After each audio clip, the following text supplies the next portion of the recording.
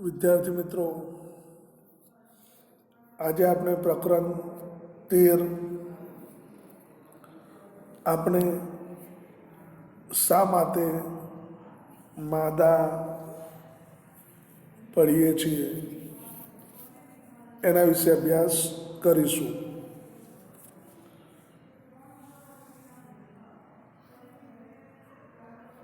તો ઘણા બધા પેપરમાં સમાચાર આપણે સાંભળ્યા હોય, ટીવી પર, આજુબાજુ પડોશમાં.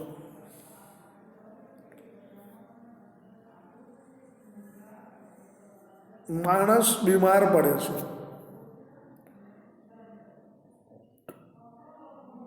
માદો પડે છે,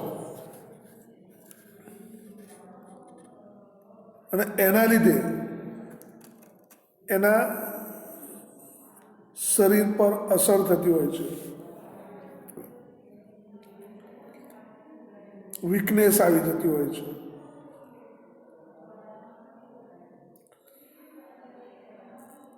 માનસિક અસંતુલન ખોરવાઈ જતું હોય છે. પૈસાની આર્થિક રીતે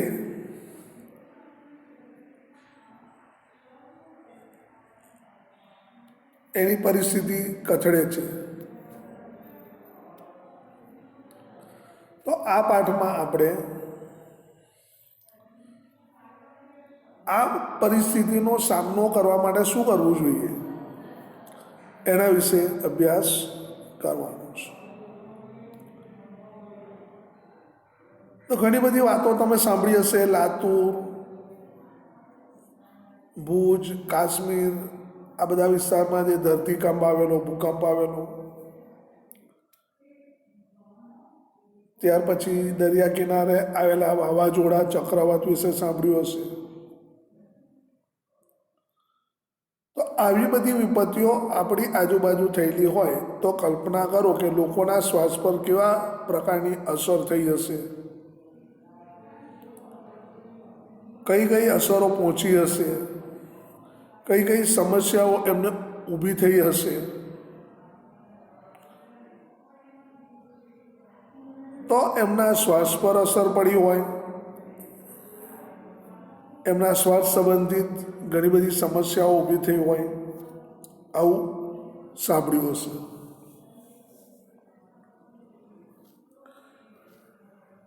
જાપાનમાં અમેરિકાએ અણુબોમ્બ ફેંકેલા, એની અસર હજુ સુધી પણ જાપાનીઓ ભૂલી શક્યા નથી. મધ્યપ્રદેશમાં ભોપાલમાં કાર્બાઇડ ગેસ લીકેજ થયો હતો, એનાથી પણ ઘણી બધી અસરો થઈ, એ પણ હજુ લોકો ભૂલી શક્યા નથી. તો આજે આપણે પ્રવૃત્તિ ઉપર જોયું કે આ બધા સમાચારો તમે સાંભળ્યા હોય, એમાં ઘણી બધી સમસ્યાઓ ઊભી થાય, માણસના શરીર પર ઘણી બધી અસર પડે.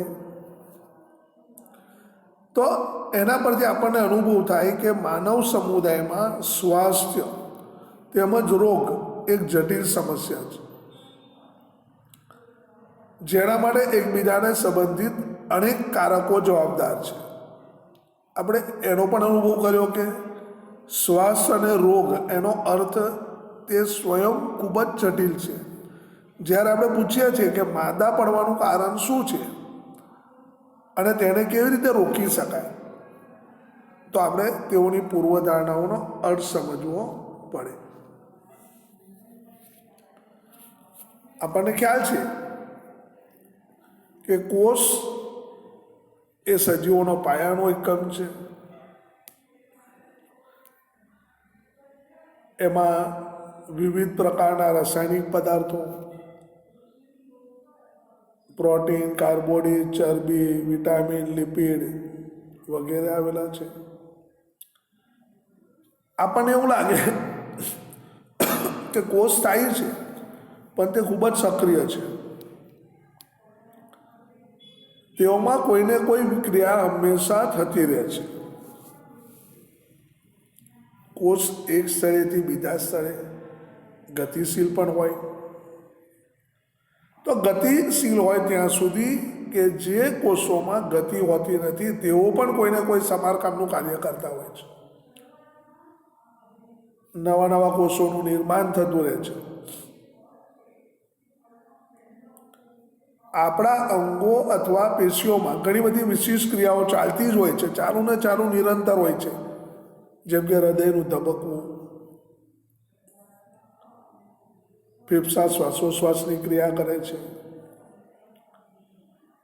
મૂત્રપિંડમાં મૂત્રનું નિર્માણ, મૂત્રનું ગાળણ થાય છે, ફિલ્ટ્રેશન, મગજ વિચારવાનું કામ કરે છે. તો આ બધી જ પ્રવૃત્તિઓ કે ક્રિયાઓ પરસ્પર સંબંધિત છે એકબીજા પર. દાખલા તરીકે મૂત્રપિંડમાં ગાળણ ન થાય તો ઝેરી પદાર્થો આપણા શરીરમાં ભેગા થઈ જાય. આ પરિસ્થિતિમાં મગજ યોગ્ય રીતે કામ કરી શકતું નથી. તો આ બધી પારસ્પરિક ક્રિયાઓ કરવા માટે ઉર્જા અને કાચા પદાર્થોની જરૂર પડે. તો આ કાચા પદાર્થો આપણા શરીરને બહારથી મળતા હોય છે. બીજા શબ્દોમાં કહીએ તો કોષ અને પેશીઓને કાર્ય કરવા માટે ખોરાકની જરૂર પડે. તો એવો કોઈ ઘટક કે કારક કે જે કોષો તેમજ પેશીઓના યોગ્ય પ્રકારના કાર્યોને રોકે છે, તેનાથી શરીરની સામાન્ય ક્રિયાઓ ખોરવાય છે, અસંતુલન થઈ જાય છે એમાં, અને એના લીધે આપણે રોગનો ભોગ બનીએ છીએ.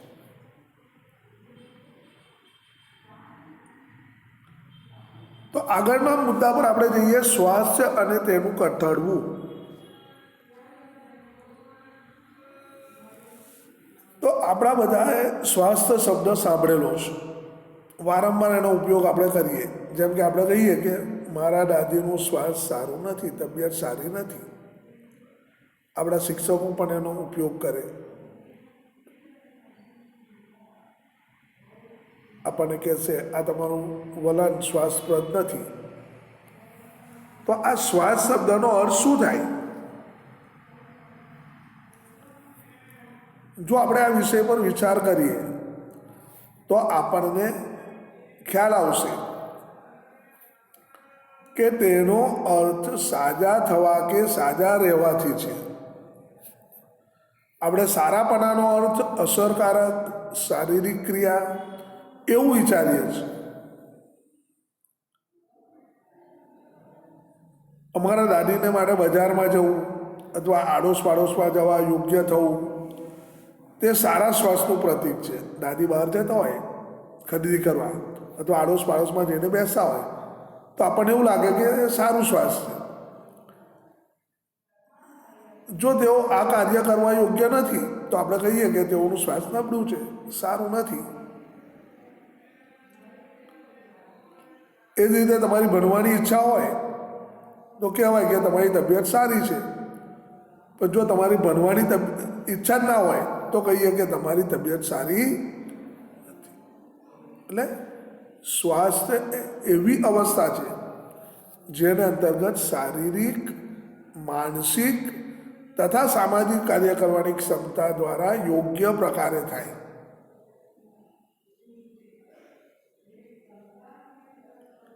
માણસમાં શારીરિક, માનસિક અને સામાજિક કાર્ય કરવાની ક્ષમતા આવે. તો હવે વ્યક્તિગત તેમજ સામૂહિક સમસ્યાઓ બંનેની શ્વાસ પર શું અસર થાય? જો સ્વાસ્થ્ય કોઈ એક વ્યક્તિની શારીરિક, માનસિક તથા સામાજિક જીવનની ક્ષમતાને પૂર્ણરૂપે સમન્વય સ્થિતિ દર્શાવે છે તો કોઈ પણ વ્યક્તિ તેને સ્વયં પૂર્ણ સ્વરૂપે પ્રાપ્ત કરી શકતો નથી.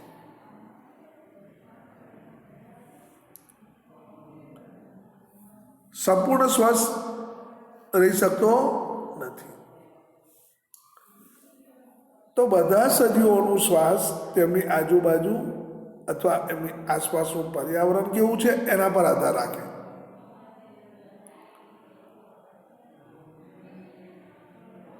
પર્યાવરણમાં ભૌતિક કારકો અથવા ઘટકો આવે.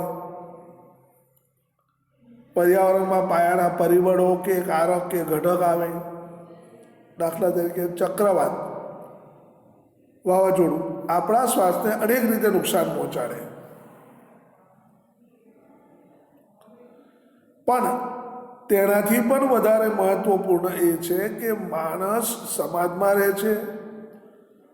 આથી આપણું સામાજિક પર્યાવરણ, આપણું વ્યક્તિગત શ્વાસ મહત્વપૂર્ણ છે. આપણે ગામ, કસ્બાઓ અથવા શહેરોમાં રહીએ છીએ.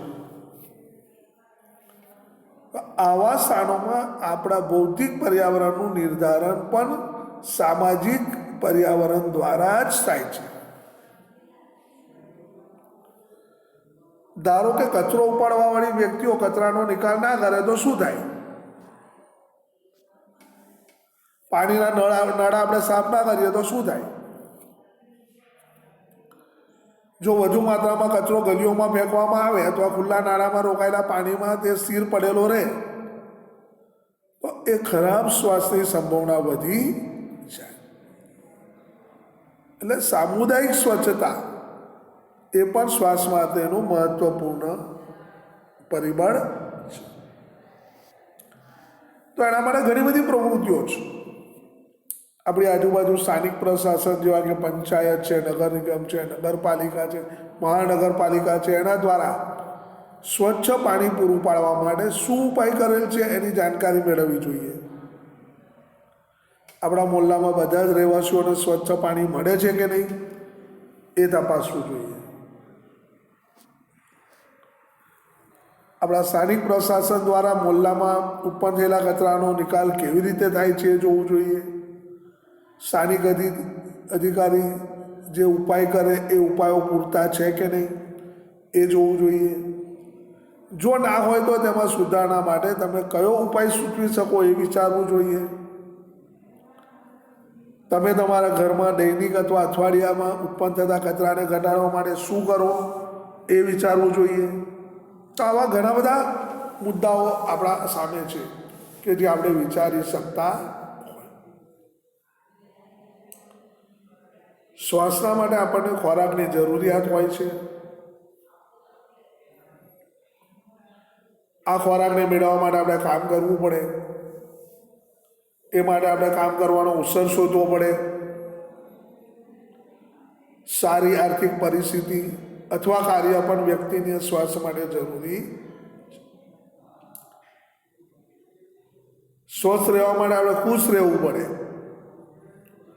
જો કોઈની પણ જોડે આપણે સારો વ્યવહાર ન કરીએ અને એકબીજાથી ડરતા હોઈએ તો આપણે ખુશ અને સ્વસ્થ રહી શકતા નથી.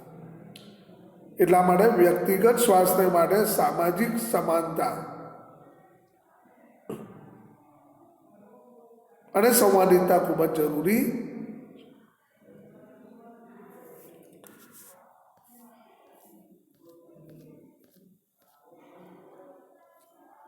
તો આ બધી બાબતો ઘણી રીતે આપણને અસર પહોંચાડતી હોય છે. બીજો ટોપિક છે સ્વસ્થ અને રોગમુક્ત વચ્ચેની ભિન્નતા. જો આપણે આને સ્વાસ્થ્ય સમજીએ તો રોગ અથવા વ્યાધિ શું કહેવાય? ડિસીઝ અંગ્રેજીમાં. ડિસઇઝ એટલે જે આપણને ખલેલ પહોંચાડે છે તે, એટલે કે સુવિધા સ્વરૂપમાં વિચારાય છે ઇઝી. રોગનો બીજો અર્થ એ છે અસુવિધા. તો આ શબ્દનો ઉપયોગ ખૂબ જ સીમિત છે, બહુ ઓછો છે. આપણે રોગના વિષયમાં ત્યારે વાત કરીશું ત્યારે આપણને અસુવિધાના વિશિષ્ટ કારણની ખબર પડે. આનો અર્થ એવો બિલકુલ નથી કે આપણે એનો સાચો અને અંતિમ ઉત્તર જાણીએ છીએ. આપણે કહી શકીએ કે કોઈ વ્યક્તિ ઝડપથી પીડાતો હોય તો એનું ચોક્કસ કારણ શું હોઈ શકે, કારણ શું છે, પરિબળ શું છે, શોધવું પડે. આપણે એ પણ જાણીએ કે કોઈ પણ કારણ વગર વિશિષ્ટ રોગથી અસ્વસ્થતા કે નાદુરસ્તી થઈ શકે છે.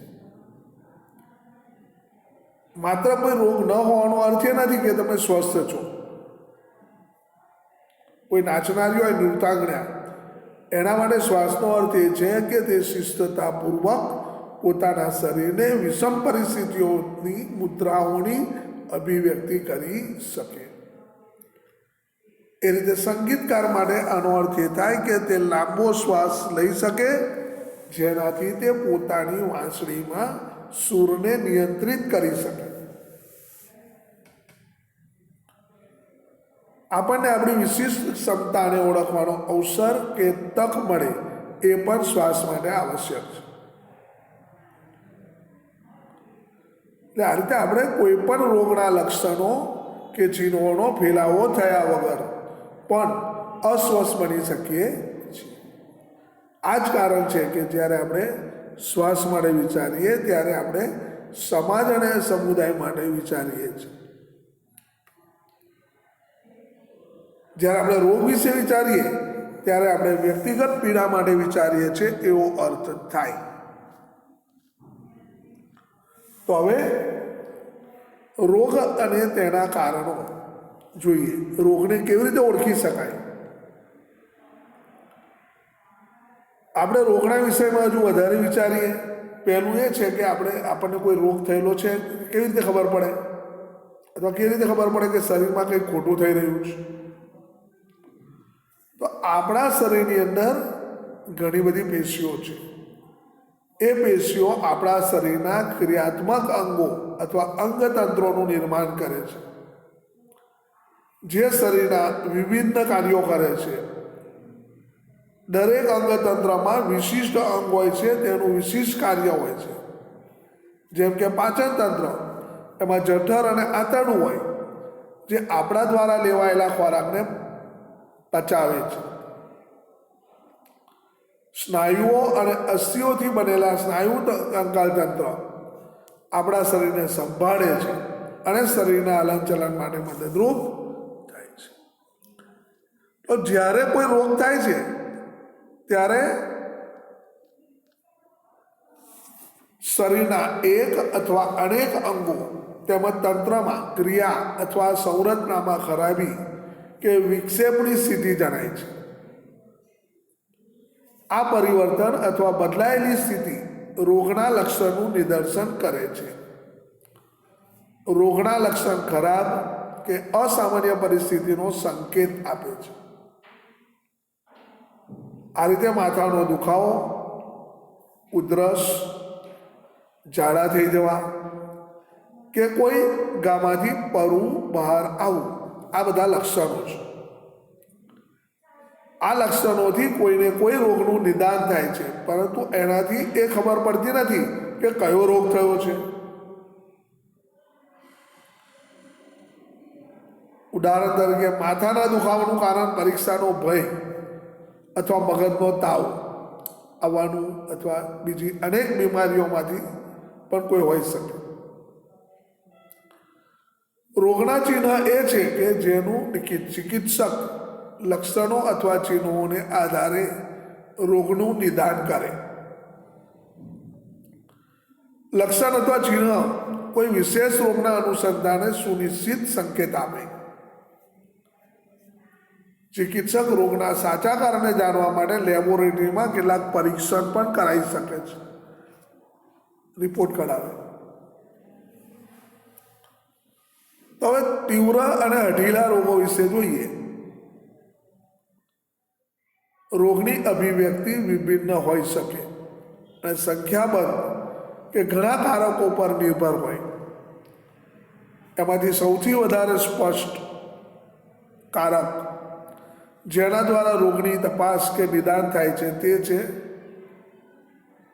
સમયગાળો. કેટલાક રોગોનો સમયગાળો ટૂંકો હોય છે, જેને તીવ્ર અથવા હઠીલા રોગ કહે છે.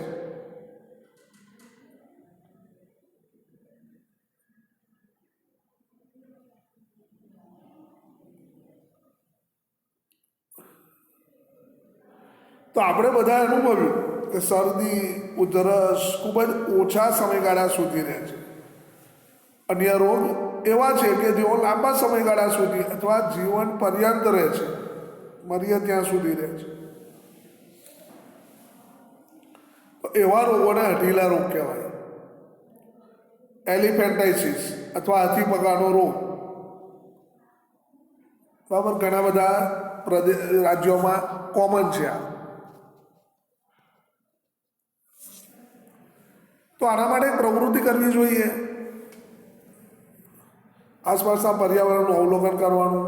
પહેલું, છેલ્લા 3 મહિનામાં કેટલા લોકો તીવ્ર રોગથી પીડાય છે.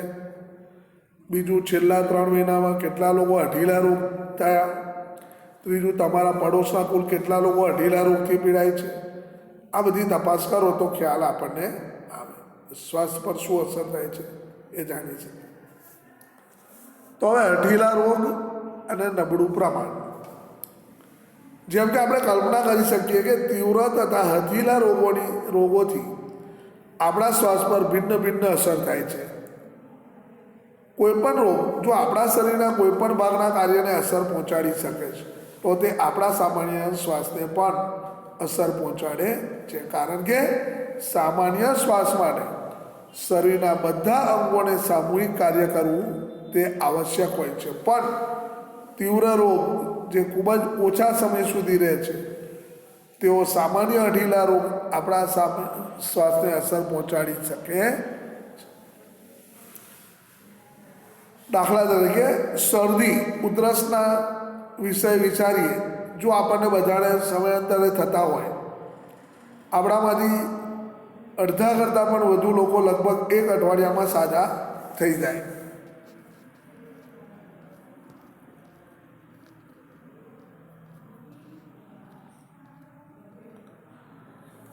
અને આપણા શ્વાસ પર એની કોઈ ખરાબ અસર થતી નથી.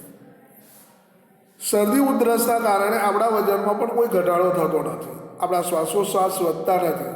આપણે હંમેશા થાકનો પણ અનુભવ કરતા નથી. પણ જો આપણને અઢીલા રોગ જેવા કે ફેફસાના ક્ષયના રોગથી સંક્રમિત થઈએ તો કેટલાય વર્ષો સુધી બીમાર હોવાના કારણે વજન ઓછું થઈ જાય અને પ્રત્યેક સમયે થાકનો અનુભવ થાય. જો તમે તીવ્ર રોગથી પીડિત હોય તો કેટલાક દિવસો માટે શાળામાં જઈ શકતા નથી. પણ જો તમે અઢીલા રોગથી પીડાતા હોય તો તમે શાળામાં જઈને અભ્યાસને સમજવામાં મુશ્કેલી પડે છે અને આપણી શીખવાની ક્ષમતા પણ ઘટતી જાય છે, અથવા આપણે ઘણા લાંબા સમય સુધી અસ્વસ્થ રહીએ છીએ. એટલા માટે અઢીલા રોગ તીવ્ર રોગની સાપેક્ષમાં લોકોના શ્વાસ પર લાંબા સમયગાળા સુધી વિપરીત અસર પહોંચાડે છે. તો આ બધા રોગો થવાના ઘણા બધા કારણ છે. રોગનું કારણ શું છે જાણવું જોઈએ. તો જ્યારે આપણે રોગના કારણ વિશે વિચારીએ ત્યારે આપણને એ યાદ રાખવું જોઈએ કે આ કારણના ઘણા બધા સ્તર હોય. આથી આપણે એક ઉદાહરણ લઈએ. જો કોઈ નાના બાળકને પાણી જેવા પાતળા ઝાડા થયા છે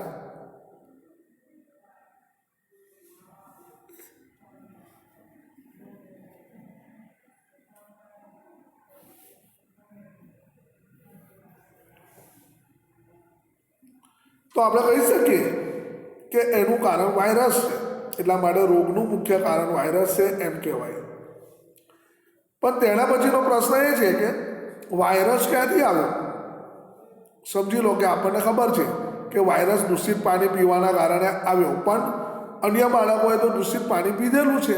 તો એનું શું? એનું કારણ એ છે કે એક જ બાળકને ઝાડા થયા અને બીજાને ન થાય એવું કેમ? તો આનું એક કારણ એ પણ હોઈ શકે આ બાળક તંદુરસ્ત ન હોય, જેને પરિણામ રૂપે એવી બાબત થવાની શક્યતા છે કે જ્યારે આ બાળક વાયરસના સંપર્કમાં આવે છે તો તે બીમાર થઈ જાય છે, જ્યારે અન્ય બાળકો બીમાર પડતા નથી. તો હવે પ્રશ્ન એ થાય કે બાળક શ્વાસ કેમ નથી? એવું બની શકે કે બાળકને સારું પોષણ ના મળતું હોય અને તે પર્યાવરણ માત્રામાં રહેતો ના હોય, ખોરાક માત્રામાં લેતો ના હોય, એવું પણ બને. તો આમ પર્યાવરણ માત્રામાં પોષણ ન લેવું એ પણ રોગનું બીજું કારણ હોય. બાળક પર્યાપ્ત માત્રામાં પોષણ કેમ નથી મેળવી શકતો? બની શકે કે માતા પિતા ગરીબ હોય. તો એ પણ સંભવિત છે કે બાળકમાં આનુવંશિક ખામી હોય, જેથી બાળક વાયરસના સંપર્કમાં આવવાથી પાતળા ઝાડાની અસર દર્શાવે. માત્ર આનુવંશિક ખામી કે ઓછા પોષણથી પાતળા ઝાડા થઈ શકતા નથી, પણ એ રોગના કારણમાં પણ અભાગી હોય છે, સહભાગી હોય છે. તો બાળક માટે સ્વચ્છ પાણી ઉપલબ્ધ કેમ ન હતું? સંભવ છે કે બાળકના પરિવાર નિવાસ કરતો હોય ત્યાં સુવિધાઓ નિર્બળ હોવાના કારણે સ્વચ્છ પાણી ઉપલબ્ધ ન હોય. તો આ રીતે ગરીબ લોકોને અને સુવિધાઓના અભાવને અથવા ન હોવાને કારણે બાળકની બીમારી બીજા સ્તરમાં પહોંચે છે. તો આ પ્રકારે હવે એ સ્પષ્ટ થઈ ગયું કે રોગો પ્રાથમિક કારણ અને સહાયક કારણને લીધે થાય છે. એના માટે વિભિન્ન પ્રકારના રોગ થવાના એક નહીં પણ ઘણા બધા રોગો છે, ઘણા બધા કારણો પણ છે. તો વિદ્યાર્થી મિત્રો, આગળનો ટોપિક જે છે સંસર્ગજન્ય રોગ અને બિન સંસર્ગજન્ય રોગ, એનો અભ્યાસ આવતા પીરિયડમાં કરીશું. જય શ્રી કૃષ્ણ.